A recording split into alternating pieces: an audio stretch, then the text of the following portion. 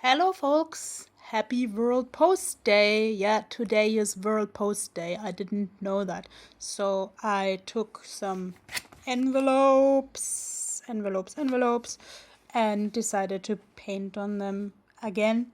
Only today I have a special guest, my flea market bath towel with the Icelandic horse, because today I'm willing to talk about Icelandic bathing culture on envelopes. And as I'm babbling, I hope I'm coloring this picture. So, and coloring a beaver, because a beaver is always building something and he's like chubby and likes swimming like me. So, but let's don't make a fur coat out of him, or me for that matter. It's not that cold yet, we don't need fur coats, and even if it was cold around here, the people would still go into the water in Iceland because it's like an integral part of the culture. Everybody knows that Iceland has hot springs, and so I read on the internet. There are 169 swimming pools in the entire of Iceland, and 138 of them are heated with geothermal energy. That also means this water comes directly out of the earth and is full of minerals and especially sulfur. That's why, like, even the tap water, when it's warm, smells and tastes like eggs. So I've had guests who wanted to kind of cook the water to get rid of that taste. I always let it run a little longer and do my dishes while it's cooling down, because like when it's cold I don't taste any sulfur anymore.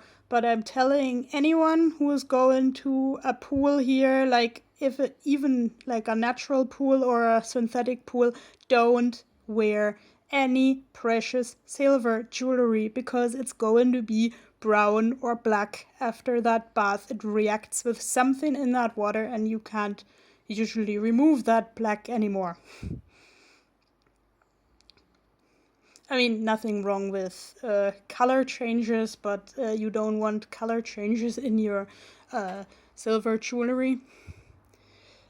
Yeah, of course, the mermaids are in every mythology, and maybe we can use this mermaid as an occasion to say in Iceland you have to do something that you're probably not used to from Europe. First, you have to take a naked shower, like not just chilling this little bit in your bathing suit under the shower head, because the point is that in Iceland the culture is very much based on agriculture, so the farmers come from the field directly, sometimes into the swimming pool. So actually, at least in the bigger swimming pools, there is someone controlling if you wash yourself properly. And there is like usually a separation according to genders in the shower and dressing rooms. I, as an LBGT, etc. person, I've heard a lot of complaints by like transgender people or gender fluid people that they can't or won't go in such a open shower thing where you don't have your own chamber to shower in. So actually, it's my wish for the future that they would have like some separate stalls for people who, for some rhyme and reason, don't want to shower in front of everyone else. But the most people who I know just do it because it's always been like that. But of course, every society needs to be open to a little bit of change. Then here,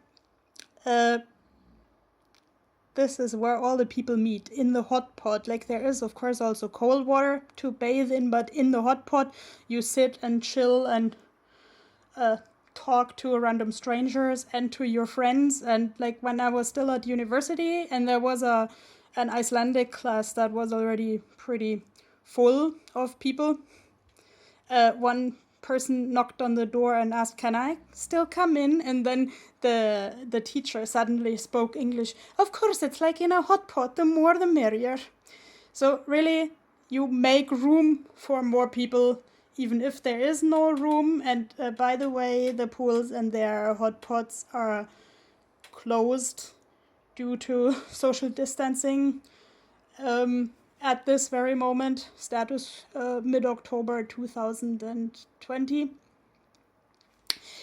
Here I sketched the bus number 5 because the bus number 5 in Reykjavik goes to Nautholsvík. That's a thermal beach. That's one of the few places, if not the only one, where in Iceland where the sand is white. That was put there for tourists. Like, usually it's also black sand, but the point is there are also hot pots where you can stuff so and so many people in, health rules permitting.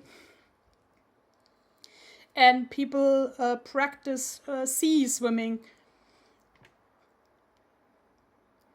which is, let's say, a pleasure and risk of its own. Like, the webpage of that Nautholsvík beach even lists safety tips for people who want to swim in the sea, like including wearing a signal-colored bathing hat, only bathing in the daylight time, which is actually pretty short in the fall.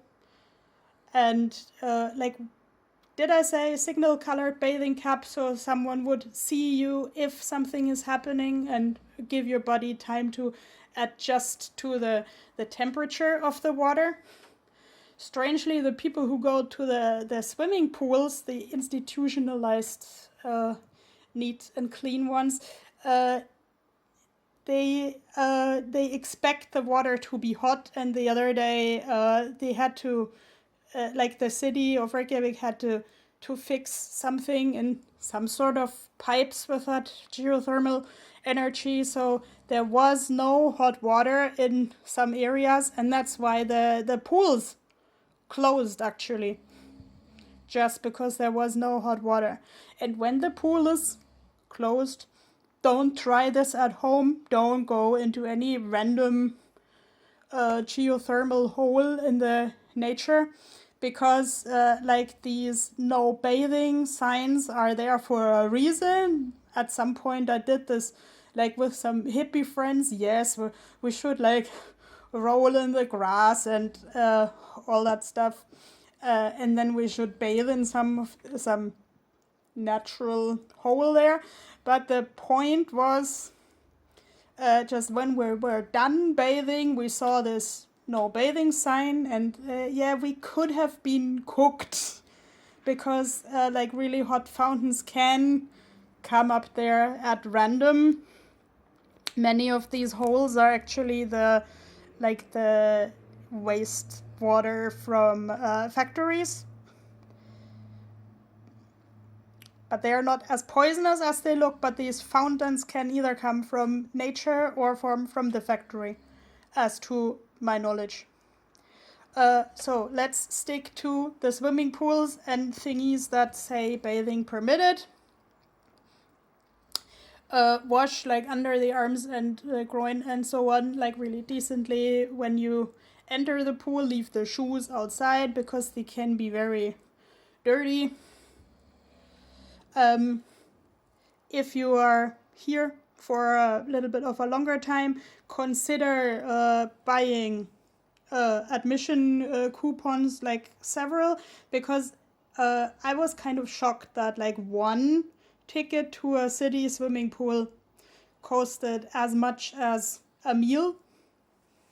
And if I bought 10 such coupons, then it was, like, much cheaper.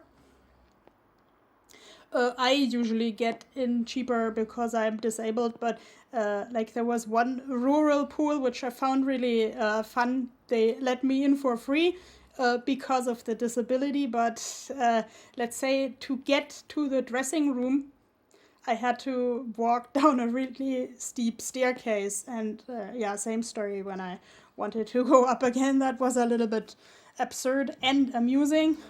But I always have friends with me to help me. So actually, I would almost advise any disabled person if you go to a location that you don't know, bring someone with you. Like due to this extensive washing before you enter the pool, there is less chlorine in most of the pools. Like the pool that I'm mostly attending to has more chlorine because it is like specifically intended for disabled and otherwise ill people. So it's my understanding that there is a rule you have to kind of disinfect it better. At the moment, I'm not attending to any pool, so my only water activity is this here, my lovely water painting. It seemed a bit strange to me in the beginning that one needed to say that, but no photographing in the shower and change rooms. Icelanders love social media, at least the most Icelanders who I know. But let's say I wouldn't want my pictures with nothing on but the radio all over social media, so I totally understand and comply.